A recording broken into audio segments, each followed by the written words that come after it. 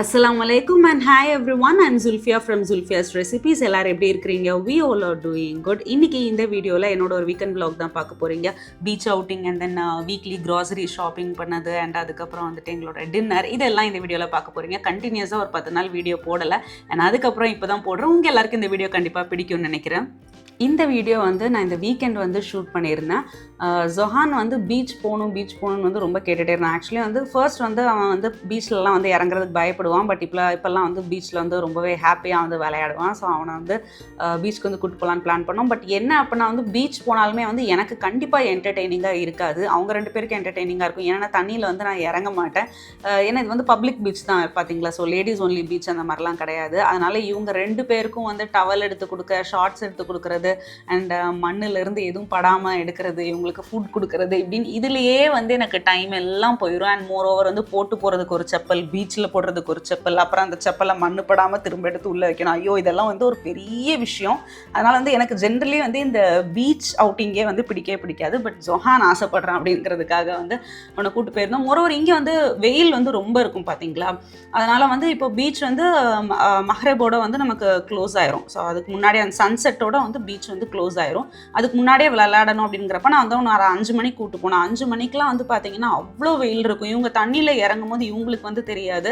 But நான் வந்துட்டு அந்த வெளியே அந்த சைடில் அந்த ஷோரில் உட்காந்துருக்கும் போது அவ்வளோ ஒரு தலைவலி எனக்கு வந்துடும். நானும் வந்து டைவர்ட் பண்ணுறதுக்கு என்னென்னலாமோ பண்ணுவேன். பட் மூஞ்சுக்கு நேராக அப்படி வெயில் அடிக்கும். அந்த சன்லைட் வந்து டைரெக்டாக ஃபேஸ்க்கு அப்படியே அடிக்கும். ஸோ அதுதான் வந்து ரொம்ப இரிட்டேட் ஆகிட்டே இருக்கும். எனக்கு ஜென்ரலாகவே பீச் அவுட்டிங் வந்து பிடிக்கலை. எப்போவுமே பிடிக்காது என்ன கேட்டிங்க அப்படின்னா. ஸோ எடுத்துகிட்டு போகிறதெல்லாம் உட்காந்து ஒரு ஓரமாக வந்து ஏதாவது ஒரு பிளாங்கெட்டை விரிச்சு உட்காந்து எடுத்துகிட்டு போகிறதெல்லாம் உட்காந்து நல்லா சாப்பிட்டுட்டு மட்டும் வருவேன். எனக்கு என்னை பொறுத்த வரைக்கும் பீச் அவுட்டிங் வந்து அவ்வளோதான்.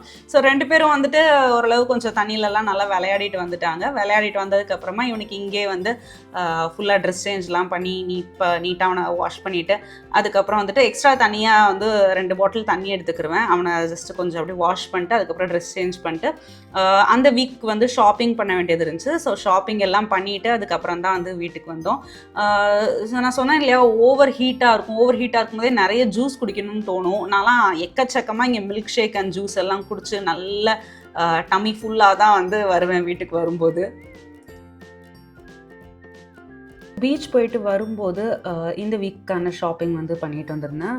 இந்த வீக் அப்படின்னா நான் 2 வீக்ஸ்க்கு வந்து இந்த திங்ஸ் வந்து வச்சுக்கிருவேன். ஸோ எப்போவுமே வந்து வீக் ஸ்டார்ட் ஆகும்போதே நான்வெஜ் எல்லாமே வந்து வாங்கிடுவேன்.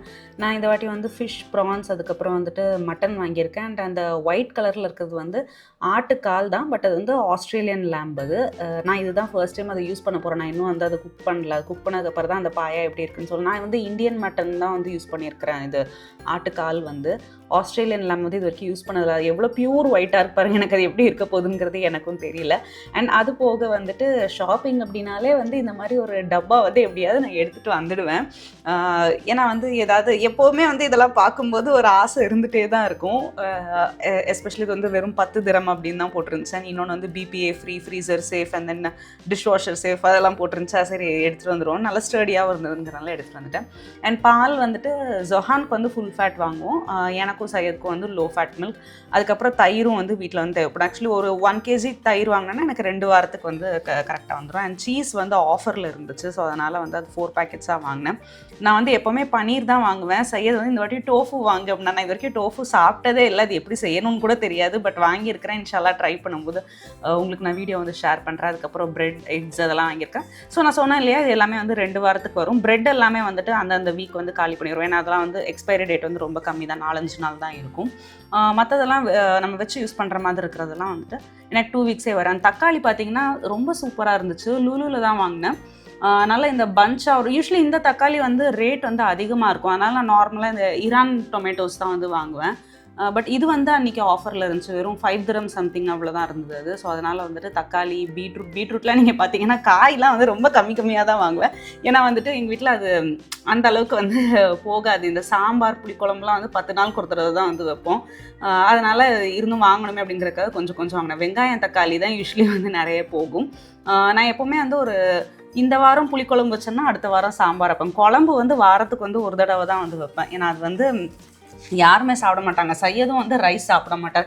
சையது எப்படி அப்படின்னா வந்துட்டு ரைஸ் வந்து வேண்டான்றவாரு. நம்ம செய்யலை அப்படின்னா நீ ரைஸே வைக்க மாட்டேன் அப்படின்பாரு. ரைஸ் வச்சோம் அப்படின்னா எதுக்கு ரைஸ் வைக்கிற, வயிறு ரொம்ப டம்மி வந்து பெருசாயிரும் அப்படின்பாரு. ஸோ அவர் மாறி மாறி பேசுவார். அண்ட் ஜொஹானுக்கு வந்து பெரிஸ் வந்து ரொம்ப பிடிக்கும். அண்ட் பிளாக்பெரிஸும் ராஸ்பெரிஸும் வந்து ஆஃபரில் இருந்துச்சு. ரெண்டுமே வந்து 11 dirhams தான் இருந்துச்சு. ஒவ்வொரு பேக்கெட்டும் 11 dirhams. ஸோ அது 2 வந்து வாங்கினேன். இல்லை அப்படின்னா 17 dirham வரும் அந்த ராஸ்பெரி, ஸ்ட்ராபெரி அதெல்லாம். ஸோ அது ஆஃபரில் இருந்தாலும் வாங்கினேன். அண்ட் அதுக்கப்புறம் கீரை ரொம்ப ஃப்ரெஷ்ஷாக இல்லை, பட் ஓரளவு ஃப்ரெஷ்ஷாக இருக்கு. நான் பாலக் பன்னீர் செய்யணும்னு சொல்லிட்டு தான் ஃபஸ்ட் கீரை வாங்கினேன். இவர் டோஃபு வாங்கியிருக்கிறாரு, எப்படி இருக்குங்கிறது தெரியல. நான் யூஸ் பண்ணிட்டு அதுக்கப்புறம் வந்து உங்களுக்கு நான் சொல்கிறேன். நான் டேஸ்ட் பண்ணது கூட கிடையாது டோஃபு. அண்ட் அதுக்கப்புறம் வந்துட்டு டின்னருக்கு வந்து ரெடி பண்ண ஸ்டார்ட் பண்ணிட்டேன். அண்ட் மாவு இருந்துச்சு, தோசை மாவு. ஸோ அதனால் வந்துட்டு இந்த நம்ம கடையில் வாங்குவோம்ல பேக்கெட், நான் வந்து மாவு வந்து வீட்டிலலாம் வந்து அரைக்க மாட்டேன். எங்கள் வீட்டில் இட்லி தோசையுமே வந்து யாரும் சாப்பிட மாட்டாங்க.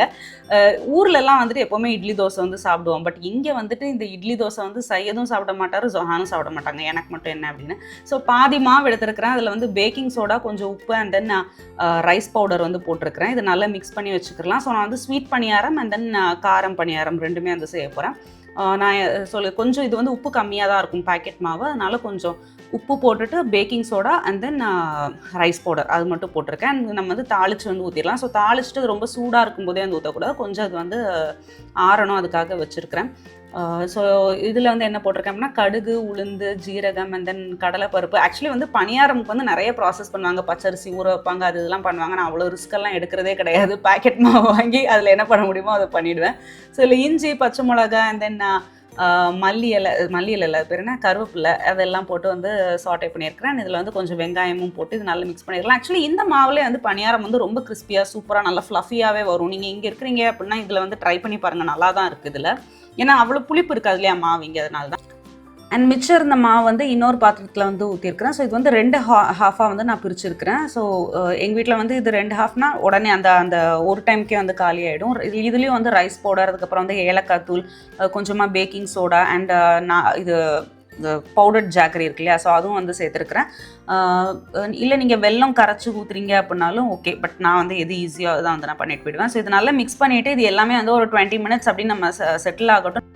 அண்ட் அதுக்கப்புறம் வந்துட்டு இதை வந்து கரெக்ட் ப்ரொனன்சியேஷன் வந்து croissant சொல்லுவாங்க. பட் இப்போ எனக்கு அது சொல்கிறதுக்கு வந்து விருப்பம் இல்லை, அவ்வளோ கஷ்டப்பட்டு எனக்கு இப்போ சொல்கிறதுக்கு விருப்பம் இல்லை. நான் ஈஸியாக croissantன்னு சொல்லிட்டு போயிடுவேன். ஸோ இது வந்து வாங்கிட்டு வந்துருந்தேன். ஆக்சுவலி இது எதுக்கு வாங்கினேன் அப்படின்னா வந்துட்டு என்னோட ஒரு ஃப்ரெண்ட்க்கு வந்து நான் ஸ்வீட் செஞ்சு கொடுக்குறதுக்காக தான் வந்து அது வாங்கியிருந்தேன்.